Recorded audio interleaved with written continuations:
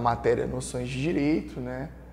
Meu nome é Carlos Eduardo Gessi, hoje é dia 27 de fevereiro de 2020 e espero que essa nossa aula seja produtiva. Eu vou me apresentar para vocês saberem quem está ministrando essa aula, vou passar uma bibliografia, né, básica, não quer dizer que só essa bibliografia foi utilizada, e depois vamos iniciar a aula propriamente dita, ok? Então, como eu disse, meu nome é Carlos Eduardo Gessi, eu sou professor especialista, eu tenho 2 pós-graduações, uma em Direito Penal e Processo Penal, pelo Centro Universitário Toledo de Presidente Prudente, uma universidade que eu também fiz a graduação, né, e que eu agradeço muito, e uma pós-graduação em Direito Notarial e Registral pela Uniderp, beleza? E no âmbito profissional, aqui a gente está no âmbito acadêmico, mas vou falar do âmbito profissional. Eu sou delegado de polícia no estado de Minas Gerais já há mais de 7 anos.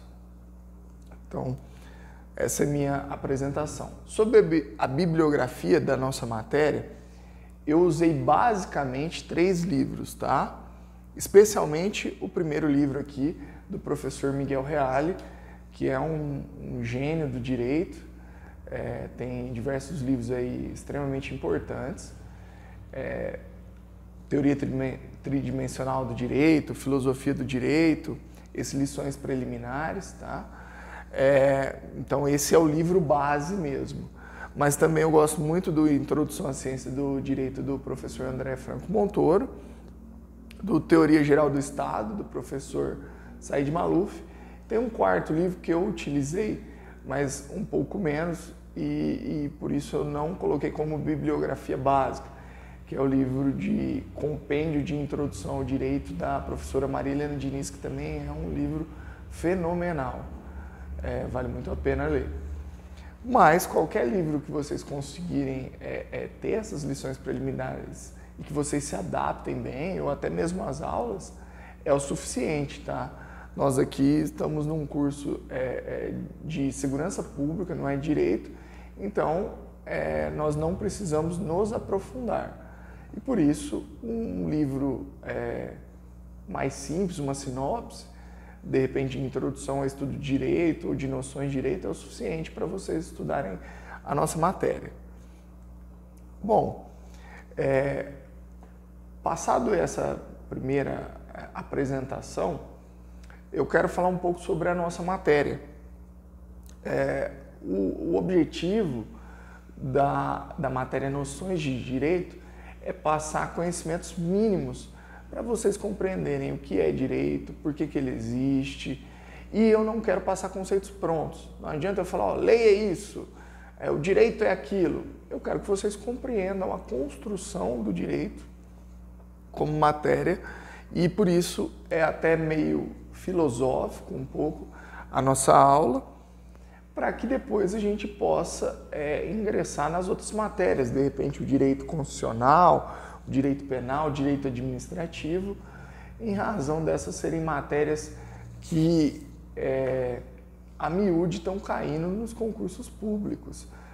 Dificilmente vai ser possível ter um concurso público sem direito constitucional, sem direito administrativo, mesmo que direito administrativo aplicado.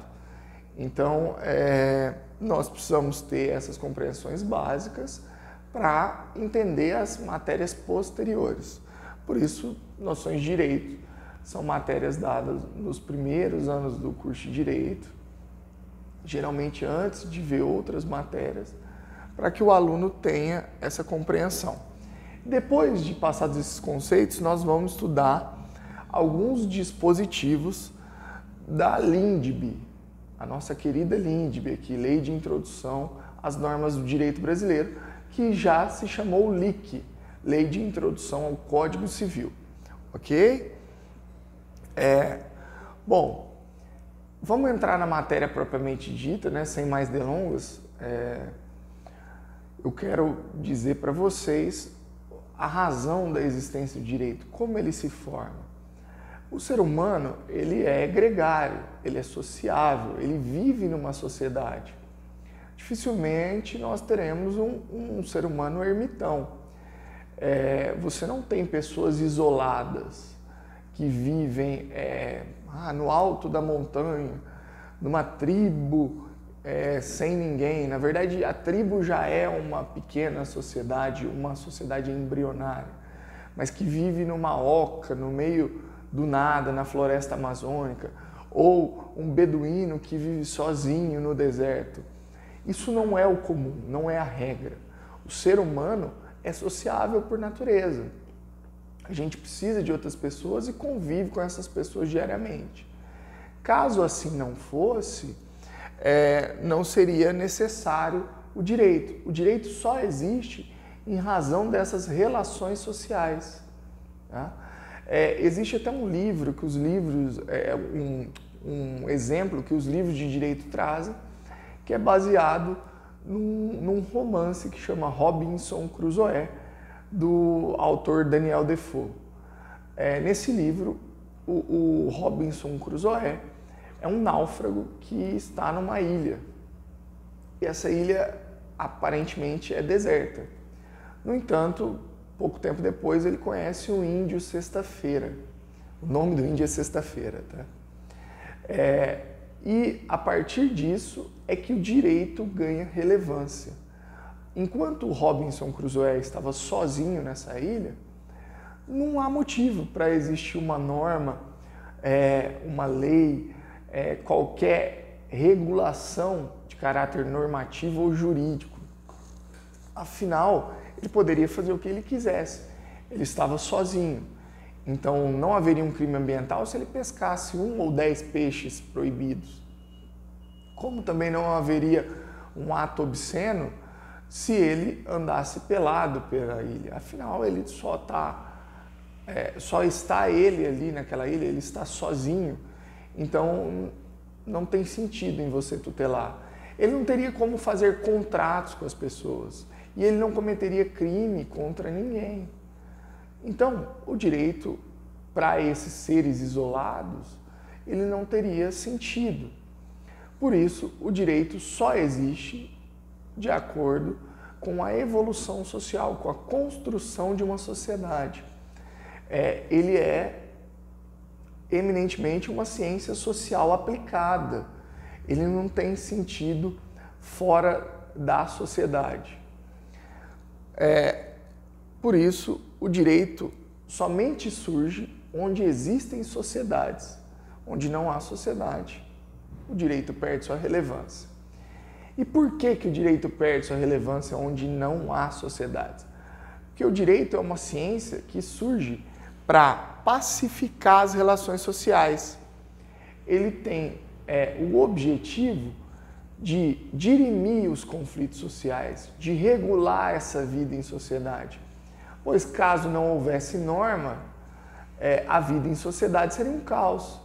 Imagina se todo mundo pudesse matar quem ele não gosta ou desrespeitar contratos ou as leis. Imagina como ficaria o mundo.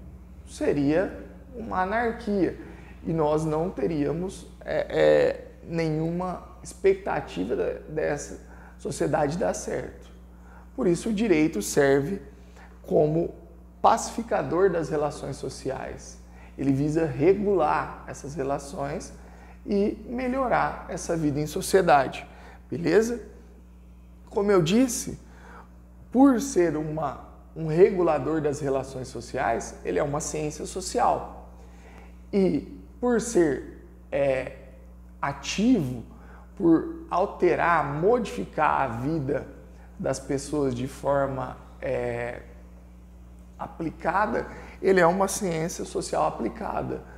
É por óbvio que nós temos conceitos filosóficos, justos filosóficos, mas o direito sempre é aplicado a casos concretos e ele se altera a partir desses casos concretos. Ele não é uma ciência social como é a filosofia, que não é aplicada, que você tem conceitos, você estuda conceitos, mas não se aplica, ao menos não diretamente de forma prática. Tá? No direito, tudo que as leis, o ordenamento jurídico como um todo, é aplicado de forma prática e por isso ele é uma ciência social aplicada, beleza? E esse ordenamento jurídico faz um controle social. Ele controla as relações jurídicas, ele visa regular essa relação dos seres humanos por meio até de seus agentes controladores, como é a polícia, por exemplo, como é o Ministério Público, como é o Judiciário, como é a vigilância sanitária, como é a escola, tá? Ele faz controle social por meio de seus órgãos. Ele controla as relações sociais e utiliza como instrumento de controle dessas relações sociais o ordenamento jurídico, ou seja, o conjunto de normas. E aqui eu digo norma porque se eu usasse só lei poderia dar uma ideia meio restrita. Então podem ser leis, podem ser portarias, podem ser resoluções, pode ser uma Constituição Estadual, a Constituição Federal, pode ser um tratado internacional, uma convenção internacional, um decreto regulamentador, um decreto autônomo, enfim. As mais variadas espécies de normas que nós temos dentro do ordenamento jurídico. E, só para completar esse slide, eu queria dizer que todos são atingidos pelo direito, não há como não ser atingido. Nós fazemos, no momento em que nós nos submetemos ao Estado, e isso é meio que um contrato social implícito, você abre mão de parcela das suas liberdades e o Estado te dá, ou deveria te dar, várias coisas em troca, como segurança pública, como educação, como saúde, moradia, enfim. O Estado te proporciona esses bens e você abre mão de parcela da sua liberdade, se submetendo às normas estatais, para que haja uma integração do ser humano à sociedade e essa pacificação. E por isso o direito é dinâmico, mutável. Como ele visa regular as relações sociais, ele muda de acordo com os valores, ele espelha os valores de uma sociedade. Então nós temos por objetivo regular valores sociais. Os valores da década de 20 do século passado não são os mesmos valores da década de 20 atual. Por óbvio que mudou. Imagina o conceito de mulher honesta do Código Penal de 1940. Não é o mesmo do conceito de mulher honesta do Código hoje, ou do direito hoje. E da mesma forma, você extingue alguns institutos e cria outros. Você extingue alguns crimes e cria outros, porque as relações sociais vão avançando e os valores de uma sociedade também se alteram.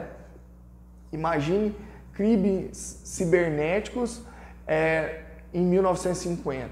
Não existia. Então, a sociedade não necessitava dessa regulamentação. No entanto, o valor do crime, por exemplo, adultério, era algo extremamente importante. E por isso, o adultério era crime à época. Hoje não é mais, saiu do ordenamento jurídico em 2005. Não que ele não possa gerar um ilícito civil, mas o ilícito penal não gera mais. Por quê? Porque a sociedade avançou em relação aos seus valores sociais. Até 1900, 1800 e pouco, a droga, não existia o crime de tráfico de drogas.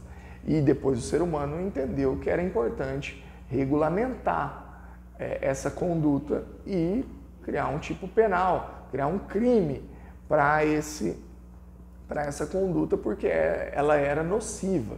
Agora já estão descriminalizando certas drogas em vários países. Por quê? Porque estão entendendo que essa droga não é mais nociva.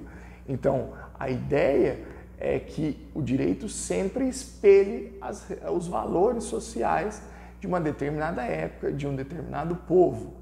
E isso vale também para os casamentos entre pessoas do mesmo sexo, adoção de crianças por casais homoafetivos e também para gerar a possibilidade de casamento entre mais de 2 pessoas. Eu escrevi um artigo que logo vai ser publicado, em que eu defendo a possibilidade das famílias poliafetivas. São as pessoas duas pessoas vivendo, mais de 2 pessoas vivendo como se fossem família, dentro de um mesmo lar, em que todos mantêm relações entre si. Então, 2 mulheres e um homem, ou 2 homens e uma mulher, e todos vivendo e mantendo relacionamentos uns com os outros. Tá? E aí pode ser até mais de 3, podem ser 4 pessoas ou 5. Eu acho que o Estado não tem que se imiscuir nessa relação privada, tá? Mas esse é um valor que eu tenho, que a sociedade ainda não chegou nesse momento. Acredito que num futuro próximo, dentro dos próximos 20, 30 anos, isso já seja aceito como família, como as famílias homoafetivas não eram aceitas há 20, 30 anos, ok? O importante é a gente entender que o direito é dinâmico, é mutável. Como eu disse, ele espelha esses valores e por isso ele vai se moldando, vai se adaptando às relações sociais e aos valores sociais, ok? Vamos passar para o próximo slide, tá? A palavra direito, para um leigo, talvez ela tenha um significado só, lei e ordem, talvez, não sei. Ou é a norma escrita para o leigo. Mas, aqui, para o professor André Franco Montoro, que isso eu retirei do livro dele, não os exemplos, mas os significados, tá? A palavra direito geralmente tem 5 significados, tá? O primeiro significado é o significado de norma mesmo, a norma que prevê de lei, que prevê um artigo, que regula uma relação. Isso pode ser tanto do direito civil, direito consumidor, direito da criança e do adolescente, como do direito penal. Tá? O significado de norma aqui pode ser usado em qualquer ramo do direito. Eu trouxe um exemplo que eu acho que sempre facilita. Porque o direito penal, ele é muito próximo da gente. Se eu, de repente, falar de direito empresarial, nem todos os alunos vão entender.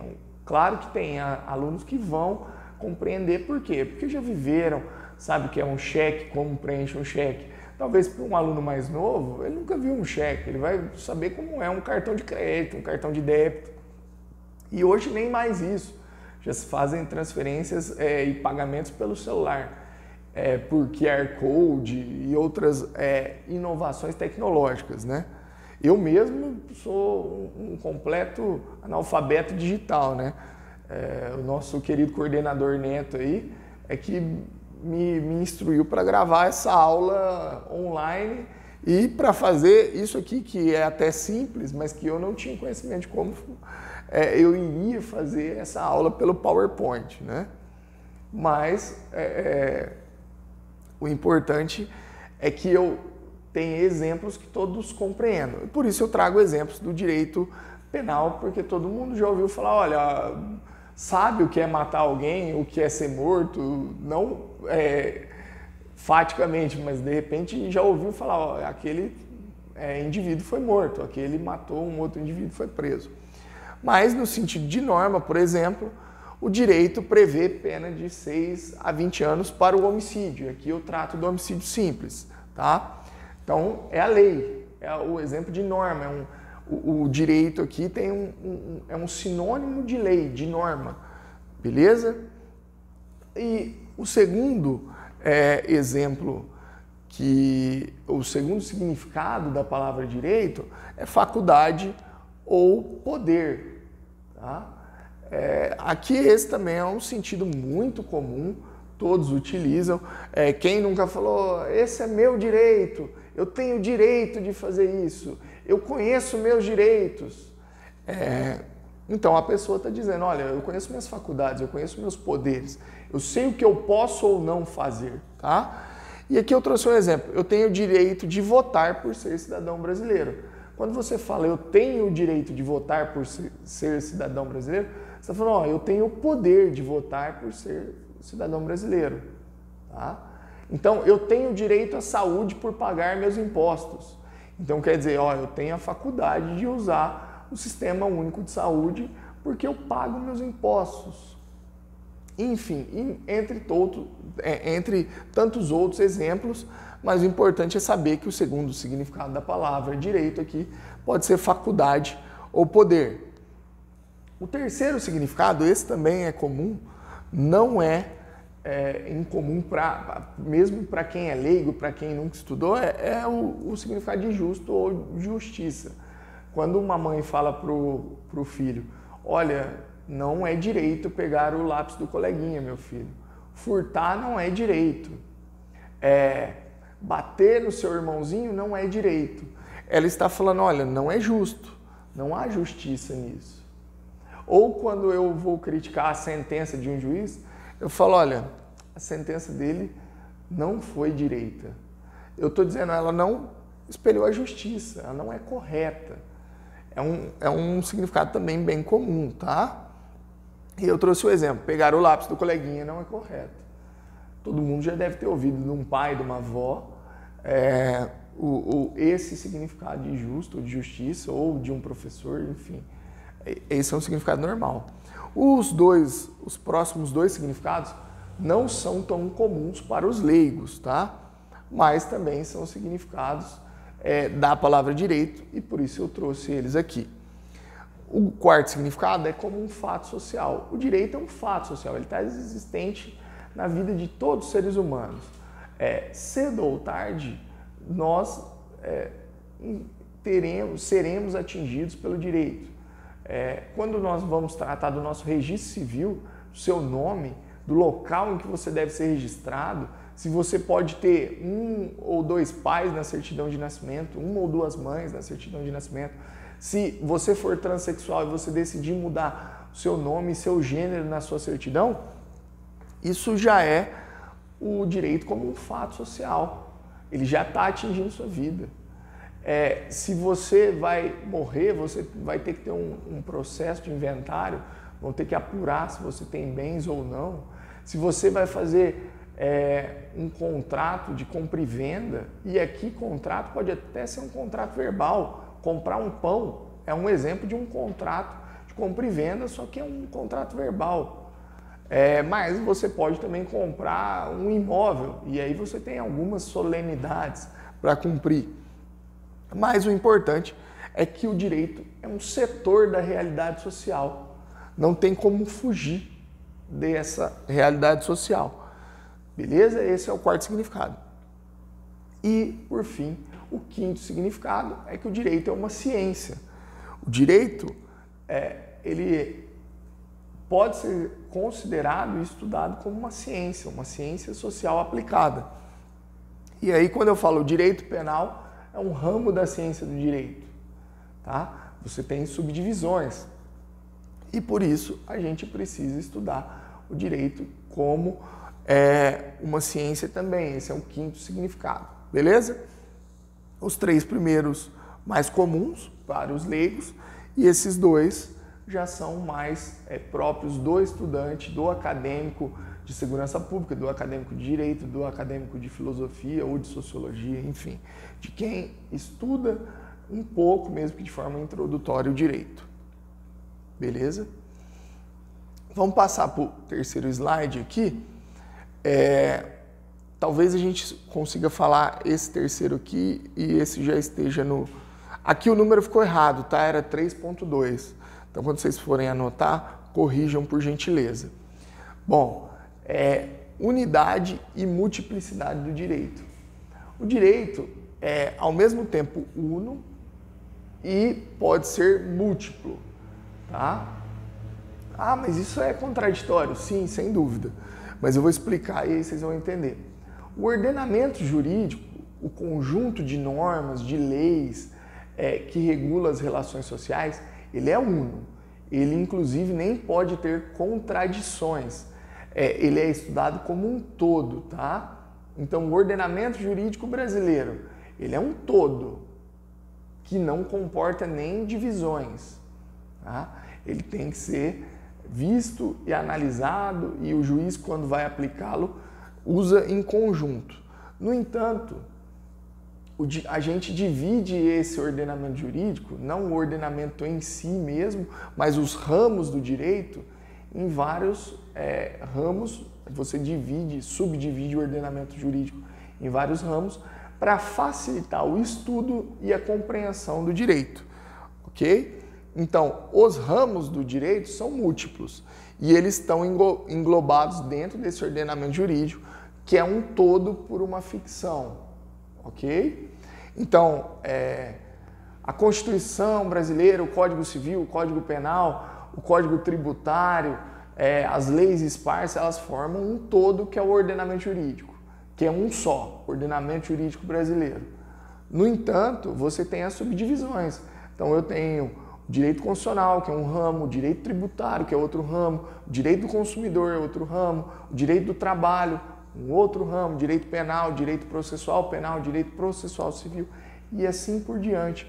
Você tem inúmeras matérias e a cada dia que passa, o direito tem se subdividido mais para que facilite a compreensão. Então o direito do consumidor, que já foi estudado dentro do direito civil, o direito empresarial, que até mesmo está codificado dentro do direito civil, apesar de ter leis esparsas, eles já são considerados ramos autônomos. O direito administrativo, que já foi considerado um sub-ramo do direito constitucional e assim por diante, eles hoje já são estudados como ramos autônomos. Para quê? Para facilitar essa compreensão e esse estudo, tá? Esse desenvolvimento. Porque a partir do momento que você tem uma subdivisão nos ramos, você consegue estudar princípios autônomos, dispositivos autônomos que são ou não aplicados àquele ramo e facilita o desenvolvimento, beleza? E muitas vezes, daqui para frente, é possível que nós tenhamos ainda mais subdivisões. Então, daqui a pouco nós teremos direito digital, né? Uma subdivisão, de repente, do direito civil, ou o direito digital regulando até mesmo as normas penais, os crimes cibernéticos e os contratos cibernéticos. Então, talvez ele ganhe uma autonomia, ou outras subdivisões. Então, o direito agrário já é uma subdivisão, que não é tão recente, mas você consegue ter princípios próprios. Então, o direito ele vai se especificando e vai acompanhando a evolução da sociedade. Como eu disse, ele é dinâmico, mutável e por isso ele tem que acompanhar essas relações sociais, beleza? E aí eu trouxe aqui duas subdivisões do que a doutrina geralmente traz, tá? Que são mais comuns. Essa segunda subdivisão não tem tanta relevância atualmente, mas a primeira ainda existe. Apesar do direito ser um todo único, um conjunto que deve ser estudado agregado, você pode dividir o direito entre público e privado. O público é aquele direito que regula os contratos entre o Estado e o particular, tá? Geralmente que ele é composto de relações com o Estado ou relações prioritariamente coletivas. E o direito privado, aquele que visa regular as relações entre particulares, entre indivíduos. E não que ele não seja atingido pelas relações do Estado, mas essa influência é menor. Então, no direito público, nós temos uma atuação maior, uma participação maior do Estado, e no direito privado, a autonomia da vontade do particular geralmente é maior, ok? No direito público, nós temos diversos ramos. Então, podemos falar o direito constitucional, que ele tem uma maior relevância, ele visa traçar as normas de organização dos poderes, de organização do Estado, os direitos e garantias fundamentais, e por isso ele é um pouquinho mais estatal, ele tem uma relação maior com o Estado. E o direito privado, por exemplo, o direito civil, que regula contratos entre particulares, ele é um pouco mais sem influência do Estado. Bom, eu vou parar aqui nesse ponto. No próximo bloco a gente retoma aqui desse segundo ponto. E aqui corrijam, por favor, que é 3.2, beleza? Vamos parar, daqui a pouco a gente volta.